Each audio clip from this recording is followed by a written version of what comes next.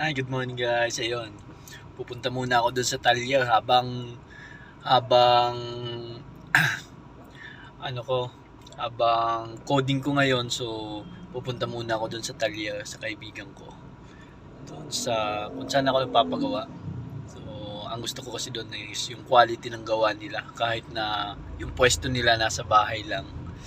So, maganda talaga yung quality. Lalo na yung pagtimpla nila ng pintura, the best talaga yung lugar na yun. Bukod doon, mura pa. So, hindi natin kailangan yung mga sa sasakyan. So, alam mo naman, nagtitipid tayo. So, dapat doon lang tayo sa kaya natin or mababang halaga lang. Ang mahalaga lang naman, may balik yung quality ng sasakyan mo. So, ito, papunta na po ako doon sa kaibigan ko.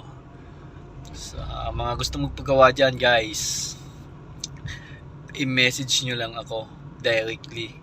I-recommend ako sa inyo yon. So, napaka po talaga ng gawa nila.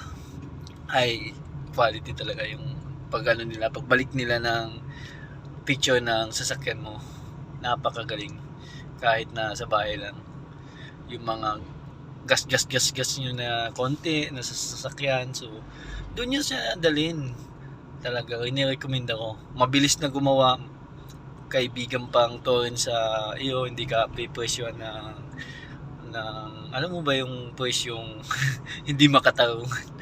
Doon talaga is ayun, pabalik-balik ako doon pag may konting gas-gas lang kasi tropa naman natin. So, ito, papunta na po ako doon. Diyan lang yan sa may Imos, sa may Kalayaan Road, diyan lang. Napakalapit lang sa mga taga Cavite diyan. So, dayuhin nyo to. Ilalagay ko yung ibibigay ko yung number niya sa inyo pag kinontak niyo ako. Ayan, good morning. Ito nga pala ang aming pagawaan ng sasakyan ng Talyer. Ayan. Sa mga gusto magpagawa, ito. So, ipapabapin ko lang yung sasakyan ko kasi may kunting kamot. Yan. Yan yung mga scratch na nyo dyan, na sasakyan nyo. Dito nyo lang dalhin yan. Napakabilis lang dito. At magagaling yung mga mechanic, natin dito, mga latero natin dito. Pinakamaganda dito is yung pagtimpla ng pintura. Yun ang pinakadabis nila talaga. Kaya kahit ganito lang yung na to, binabalik-balikan ko to dito.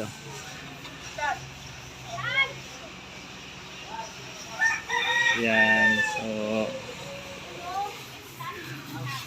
bukod doon, mura lang, mababa lang yung bayad. Friendly price lang ba?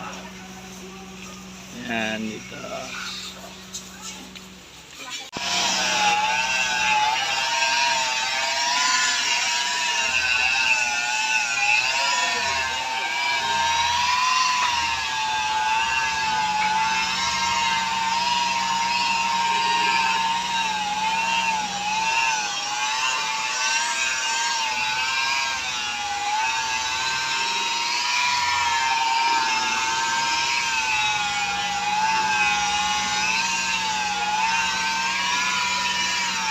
Yan, tapos na.